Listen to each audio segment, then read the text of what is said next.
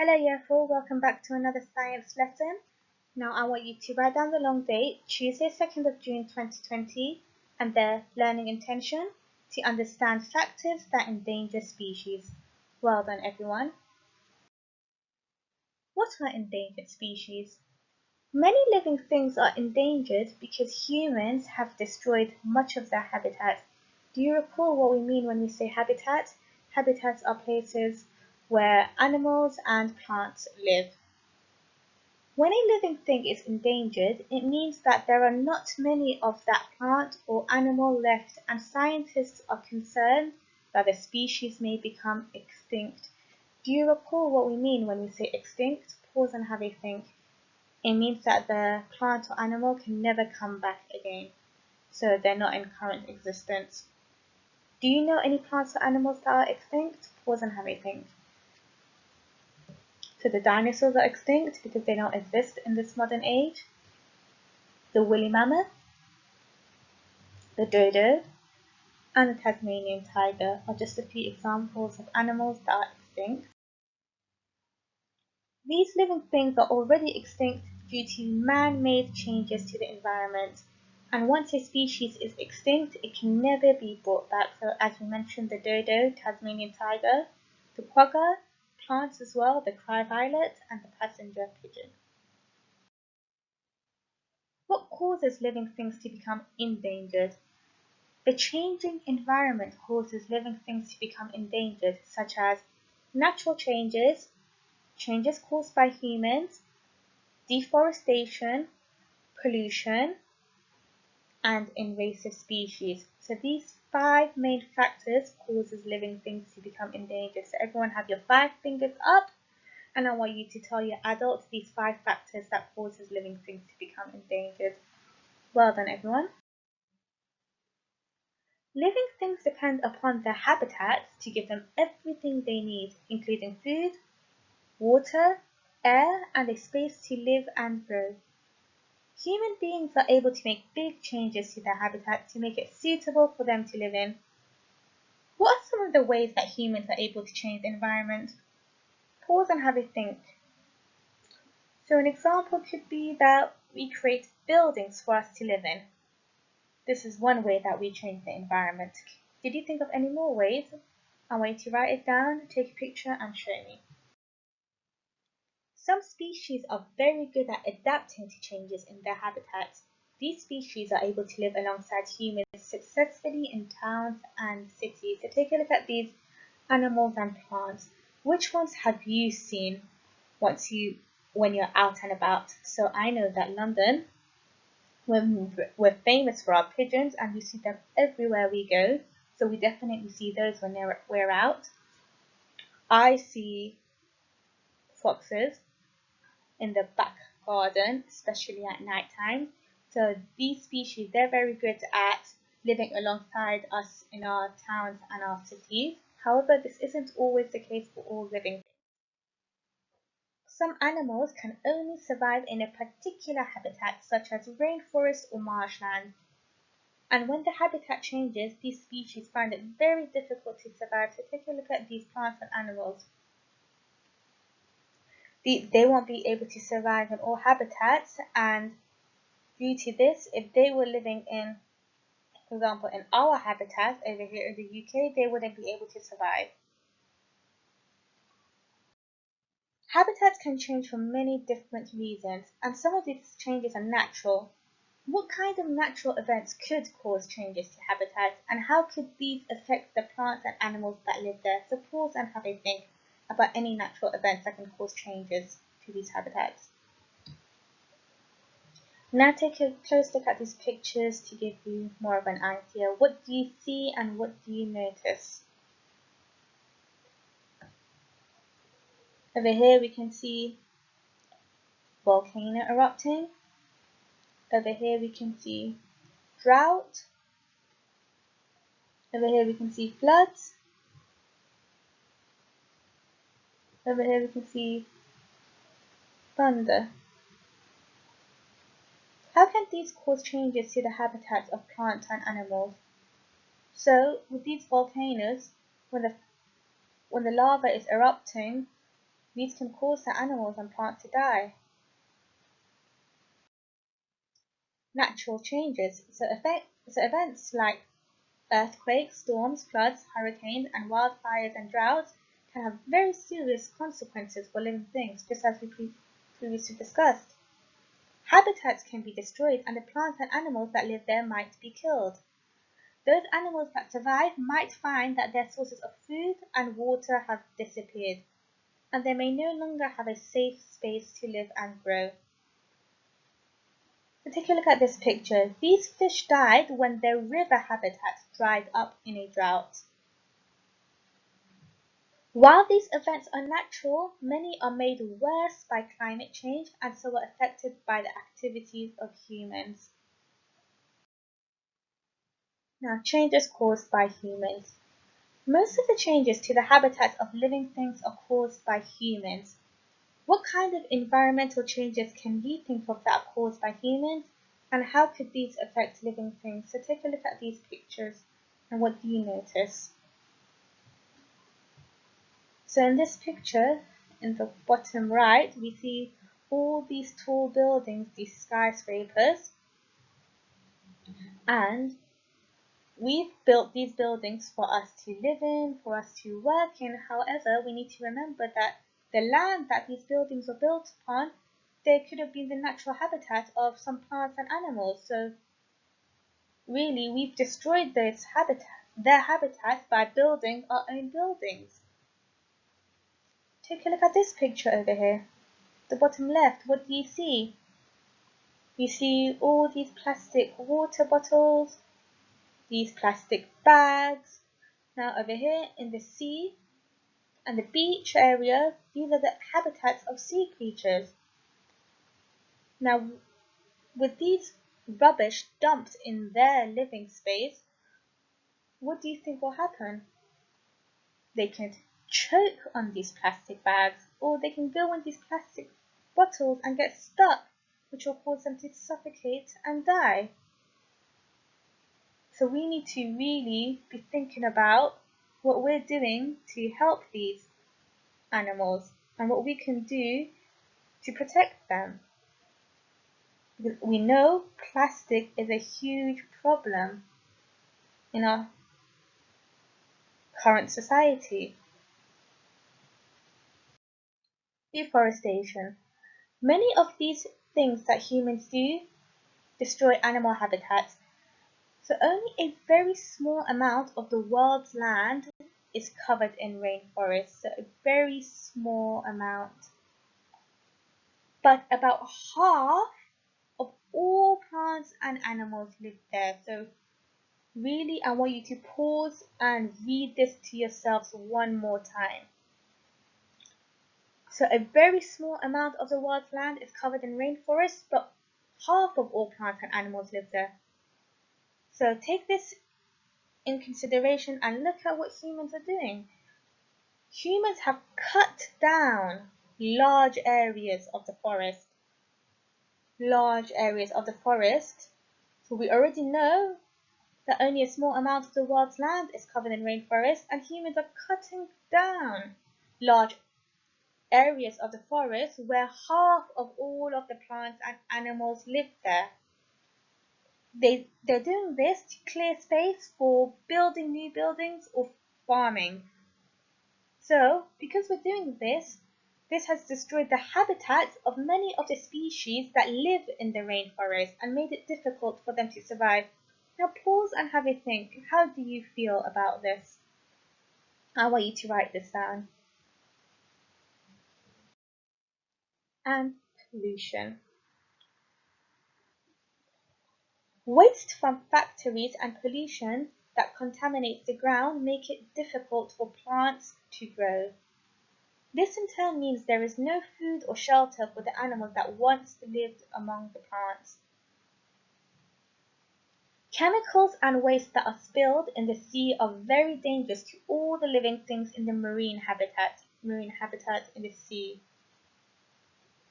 Pollution in and near rivers and streams kills the plants and animals in the water and poisons the drinking water of many living things. Now we know that pollution is also something very serious, and I was actually reading a few news articles, and it's shown that due to COVID-19, this coronavirus, there's been less pollution in the environment because many of the factories have shut down. So that means that pollution isn't going in the rivers and the streams, and it's not poisoning the water, which means that these living things are surviving and thriving, which that's something very positive. So although the coronavirus is not something great, but it's been proven to show that it's been helping the animals. So that's something positive to have come out of that. So now we need to think moving forward that once this COVID-19 is over, what we can be doing to reduce the pollution to save these animals so that they don't need to become endangered. Urbanization. As humans build upon areas that were once natural habitats, there is not enough land and food left for the animals to share. And wild animals can be forced to come to human areas to look for food and shelter, which can be very dangerous for humans and animals. And invasive species. Sometimes when humans introduce new species to an area, this can have a very bad effect on the existing wildlife. Grey squirrels are an example of an invasive species that is common to the UK. They are native to America, so they originated from America, but were introduced to the UK in the 1870s because people thought it would be nice to see them in parks and gardens. So they were taken away from their natural habitat and brought over to the UK. So unfortunately, grey squirrels are bigger, stronger, and breed more quickly, so reproduce more quickly than our native red squirrels. I'm sure we've all seen red squirrels in our gardens or in the parks. Well, these are native to the UK, however, the grey squirrels were brought over to the UK. And these grey squirrels are eating the food and taking up the habitats that were once held by these red squirrels. And now, because of this, the red squirrels are in danger of extinction. But this is what we mean when we say invasive species. So now we've gone through the 5 main factors that cause a species to become endangered and possibly extinct. Take a look at these images. What is this? Where does it come from and how can we use it? So this is honey, comes from bees, and we can use it on our food, on our toast, on our porridge. It's delicious and it's sweet. Now, as we know, they come from bees, so we have different types of bees, honeybees, bumblebees. So first, let's discuss this. Are they vertebrates or invertebrates? Pause and have a think. So bees are invertebrates, so you can look through your previous notes to see the characteristics of invertebrates. Bees are insects, and as we know, invertebrates, they're around 98% of all living things, so that's a huge amount. And bees are pollinators. So what this means is that they transfer pollen between flowering plants. So you've gone through flowering plants in your previous year's learning. And why this is important is because this helps plants grow, breathe, and produce food. So this helps them produce food which us humans eat. This is why bees are so important for humans and the environment. Unfortunately, bees are in danger. Bees are endangered species, and there are many more species of plants and animals that are threatened by the destruction of their habitats. And if they cannot be protected from the changes in their environment, some of them may become extinct, such as bees.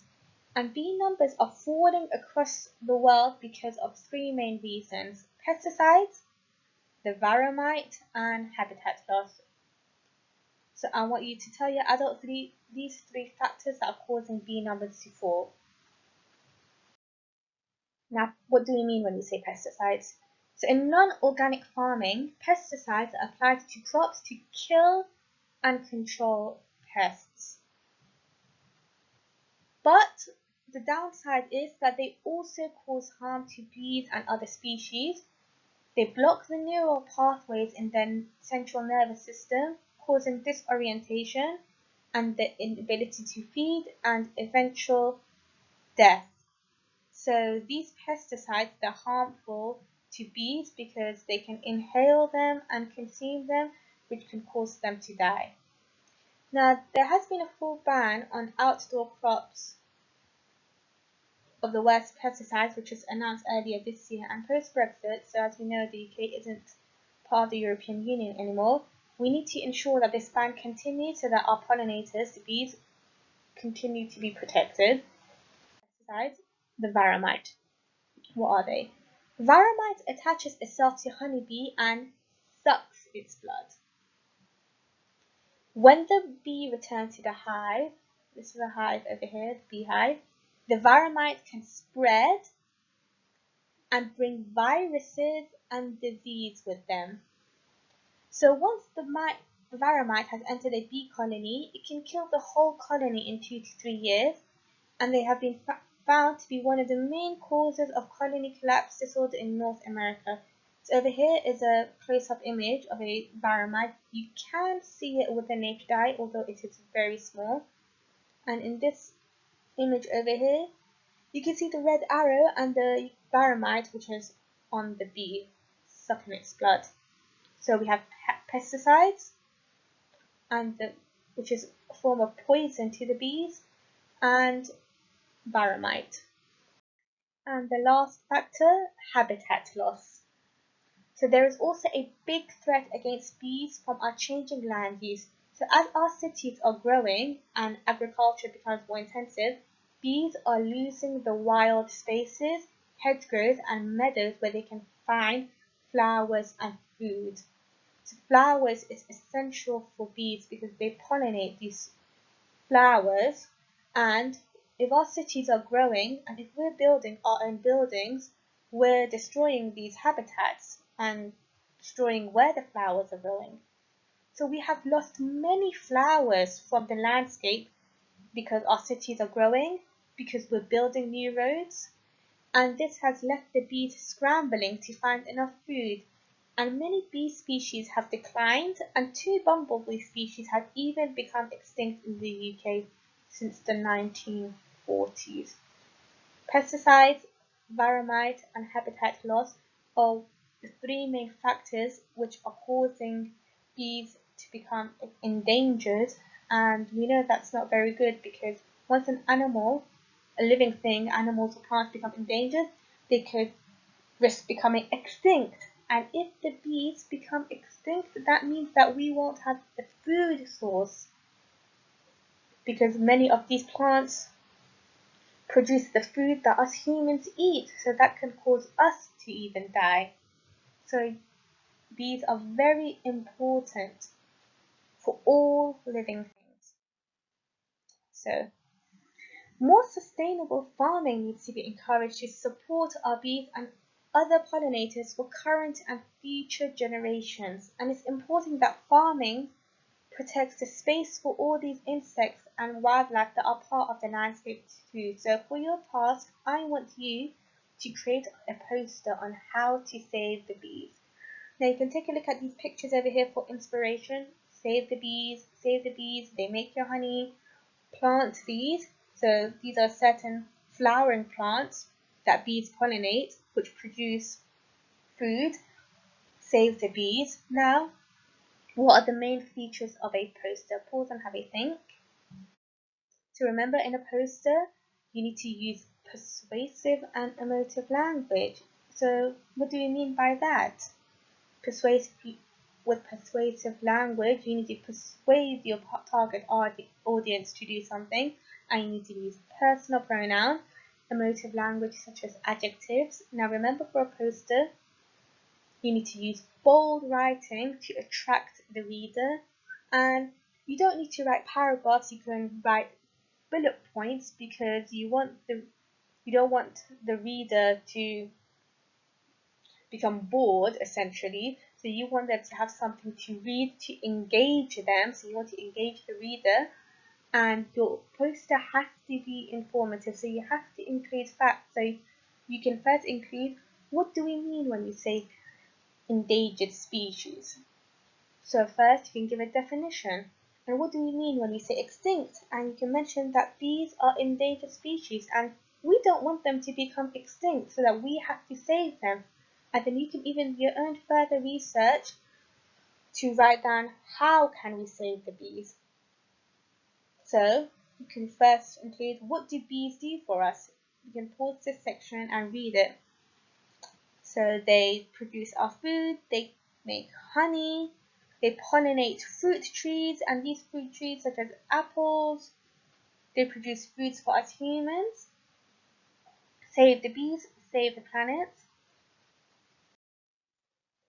And you can write down ways to help the bees. So you can plant bee-friendly plants, flowers and foods. Avoid the use of chemicals and pesticides in your gardens, because remember, these pesticides are a form of poison.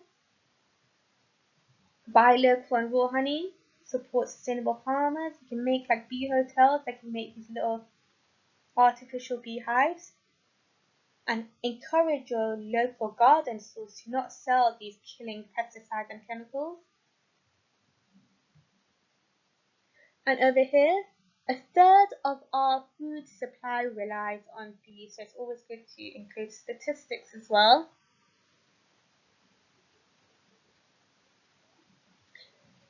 So you can pause. Bees perform approximately 80% of all pollination worldwide. So you can pause these sections and take a look at these key facts. Save the bees. Saving the bees from pesticides, how you can help. You can raise awareness, grow bee-friendly plants. Don't buy products that contain neonics. Neonics are a form of the poisonous pesticides. Now remember, you can also add rhetorical questions to your poster, such as, don't you want to save the planet? Now, as we know, rhetorical questions, we already know the answer. That's why they're called rhetorical questions.